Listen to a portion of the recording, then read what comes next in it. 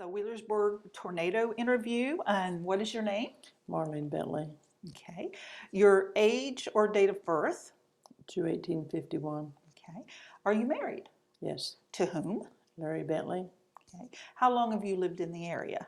Well, I was born and raised here in Born Wheelersburg. and raised here. Was your family from this area? Mm-hmm. Okay. Was your family affected by the 1968 Wheelersburg tornado? Yes, Okay. Was your family, or where did you live at the time? we lived on Sheila Boulevard. Okay. Did you know others, like neighbors that were affected? Yes. What do you remember about that day? Oh, what do I remember? I remember coming home from school. We always had supper right after school. Daddy and my older brother Gary went to the barn to feed the cattle. It was beginning to get kind of dark, windy, and we had always had lawn furniture on our front porch, and Mommy had us go out and get it and carry it around and put it in the wash house. A lot of good that done. And we come back in the house, and by that time it was pretty intense. My mom and I stood beside the chimney, and my brother went to the back of the house. I remember the windows of the house starting to blow out, and after that, I don't remember anything until I woke up. We were, I don't know, Mom and I were probably 7,500 feet away from the house, where the house was at. Oh my. I don't remember getting blowed there, Right. but I ended up there. My younger brother Kenny, he held on to the door facing in my bedroom, and the door was slamming him in the knuckles, and they were pretty banged up. My brother was up at the barn, and as soon as it was over with, he went looking for my dad. My dad had run out of the barn, and the wind picked him up and slammed him against our old tractor Oh my. and busted his pelvic up. So he was laying there with gas, he said, leaking out on his face, and he couldn't get away from it because he just couldn't move. And I remember them telling me that he told Gary, Gary said, one of he's okay, and he said yes, and he said, what about the mom and the rest of them in the house? And Gary told Dad, he said, Dad, there's no house. He said, then go find him. So he'd come off the hill, and he walked out where we was out and found my mother and I can remember him trying to pull my skirt down, because back in them days you always wore skirts. Right. You didn't wear pants to school. Right. So he was pulling my skirt down. He said he would get help, and he ran to his car and started to think he could back out and run down the road to find somebody, Mm-hmm. And there was trees over the driveway. He couldn't get out. So he went to Dr. Toombs' office that was here in the Berg, and they headed people out our way, I guess. It seemed like you'd laying there for an eternity before anybody ever showed up, and I could hear someone talking. So I remembered I hollered, and I heard someone say, listen, I thought I heard something. So I hollered again to make sure they heard me, and it was the track team. They had been practicing, and the boy had took his sweatshirt off. I don't even know who he was. He took his sweatshirt off and put it over my legs because I was cold and shivering. And I remember him picking me up in the air, in the gurney, and going up over trees and back down and up and down. And I remember most of my dad maybe was in the ambulance, maybe my mom. Maybe there was someone in the ambulance with me. There was two of us. They took me to Mercy Hospital. I remember my sister that was married, she finally got to us. She headed for our home, couldn't get down there, so she went to they said they took everybody to the hospital, so she went to the hospital looking for us. And I remember her being there. And I remember my right arm had my hand, or my arm had dropped off the bed, and the artery in my wrist had been cut. Oh.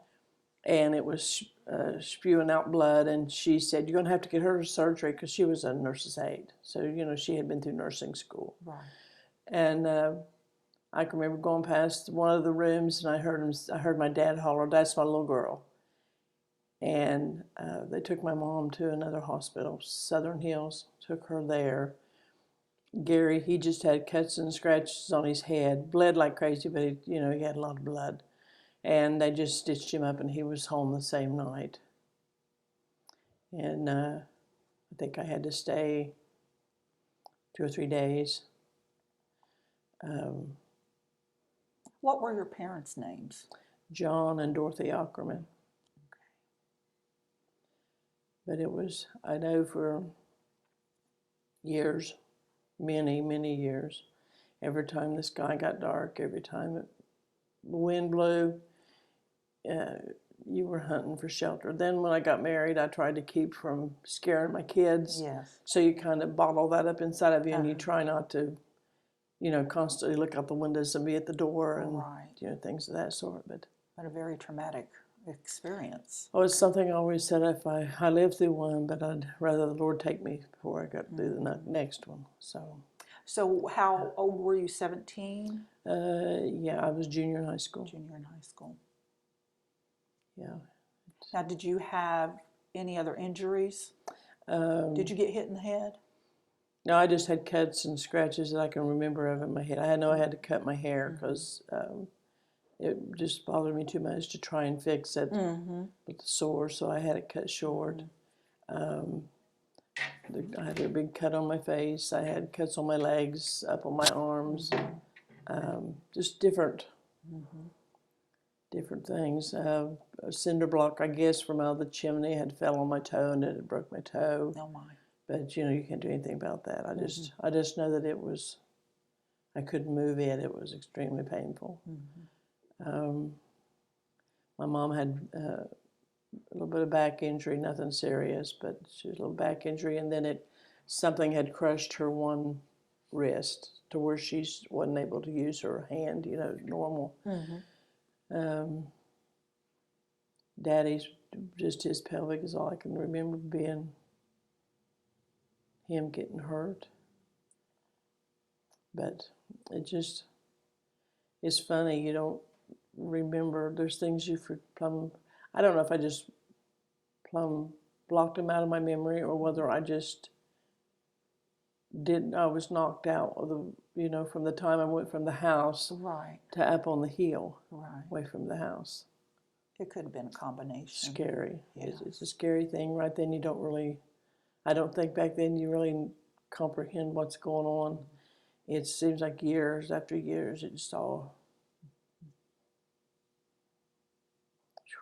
the good Lord was looking after me, that's all I can say. Yes. And we never rebuilt. We sold the land and moved away. My uncle, they lived right down the road from us. A wall of the house had fell on him and it killed him.